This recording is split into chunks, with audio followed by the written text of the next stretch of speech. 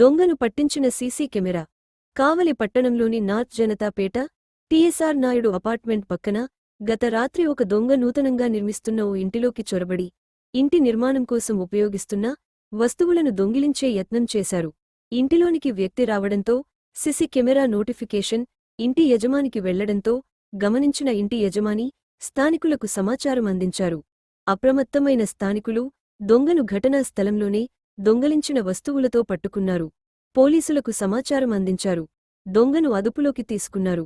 దొంగలను అరికట్టాలంటే సీసీ కెమెరాల సహాయం ఎంతో ఉందని, ప్రజలు తమ పరిసరాలలో సీసీ కెమెరాలు అమర్చుకోవాలని పోలీసులు సూచించారు. అసలు ఎంత వస్తువులు 30,000 రూపాయల వస్తువులు ఆ సంచులు, ఇదిగో ఆ సంచులు 30,000 రూపాయల వస్తువులు.